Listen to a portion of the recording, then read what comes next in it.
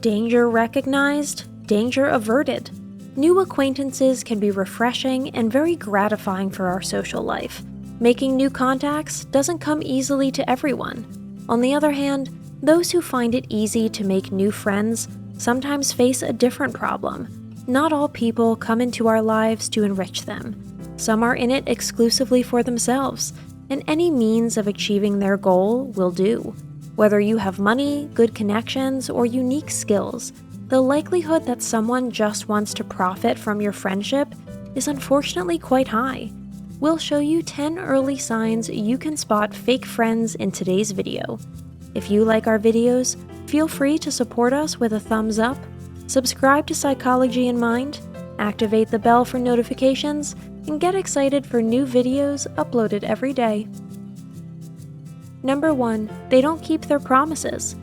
A clear signal to separate the wheat from the chaff when it comes to friends is the non-commitment and word-breaking that some people celebrate like a lifestyle or some kind of unholy religion.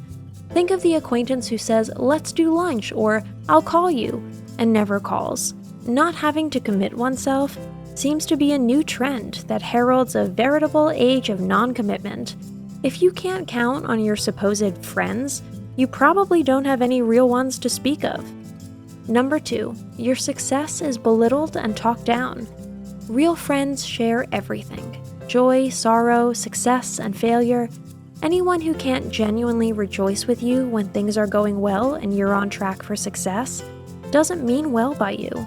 Friendships show their true face not only in a crisis. Even particularly good times have to be overcome together, as strange as that may sound. In this context, friendship and love have one thing in common: they are not jealous and always want only the best for you.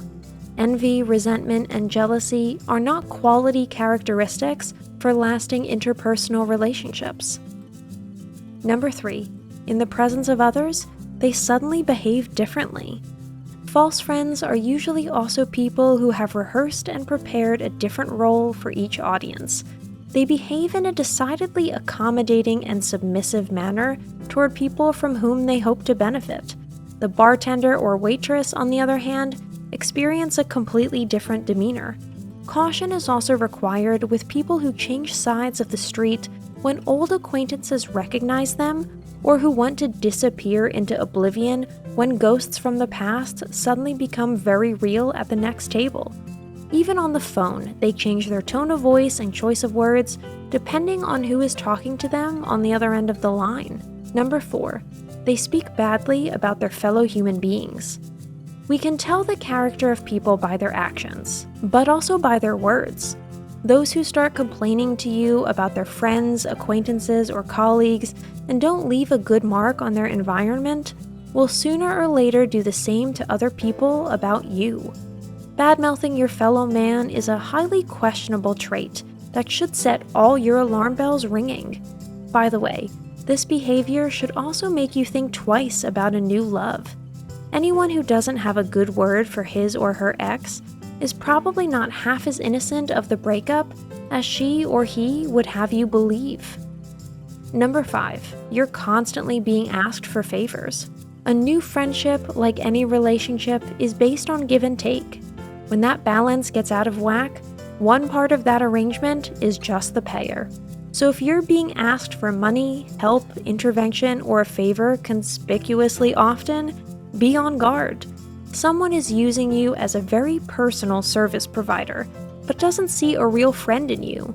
We usually feel it immediately when someone crosses the line of what is permissible here. If you tolerate these transgressions, sooner or later it will go beyond these comparatively harmless border crossings. Number 6, they occasionally shut you out. If there are cool parties, luxurious weekend getaways, and dignified events going on behind your back to which you were not invited, then you are not important or good enough for the hosts. Friendship is always all-encompassing. It should cover every area of life and not be a selective process that serves a specific purpose. Number 7, they want you to be a certain way. If people want to change you all the time, you should honestly reconsider your contact with them. No one has the right to criticize us or make us feel like we're not good enough. True friends accept each other for who they are. After all, quirks, tics, and special habits are what make people unique and set them apart from the masses. Number 8. Every conversation with them ends up as a monologue. Fake friends don't need a real network. They are mainly looking for an audience. They need the constant applause and attentive listening to be sure of themselves. If you are completely drained and exhausted after a conversation with such people, it is certainly not because your opinion and your explanations were in the foreground. If you're only looking for extras in front of whom you can repeatedly bring up your own drama in epic breath, you should switch to the theater. But even there, self-absorbed divas and egocentric protagonists with airs and graces have long since had their day. Number 9. They often cancel dates at the last minute. The moment a better alternative presents itself, fake friends cancel. So if you're often stood up at the last moment and put off indefinitely, it's because you've been traded for a more promising offer. For people like that, we're only good for the substitutes bench, and we'll probably never make the move to the Premier League anyway because we lack glamour or the necessary social connections. Number 10. Trouble is never far away with them. A particularly unpleasant side effect of fake friends is the fact that they constantly get us into trouble, even if we were previously a clean slate. With them, we suddenly find ourselves in the most impossible, tricky, and not always entirely legal situations. Fake friends stir up trouble wherever they can. Soon, we have our friends from the past, our family, and our entire neighborhood against us, because there is always a secret provocateur at work who wants to plunge us into the abyss. Today's conclusion: friendship can be faked too. Listen to your gut when making new acquaintances. Caution is never wrong in the interpersonal sphere anyway, even if you eventually get a reputation for being distant and difficult to approach. Your peace of mind should be worth a bit of bad PR. Once false friends have entered our lives, they're hard to get rid of. Some love to unravel the tranquil lives of those around them and cause the most damage possible. Still others leave only when they have achieved their goal. These so-called social climbers then use us to move further up the social ladder. We should let them go and be glad they stay at the level of near-missed catastrophe. Thanks for watching. Did you find this information helpful? Do you have experience with it? We would love to hear from you. Leave a comment below and let us know your thoughts.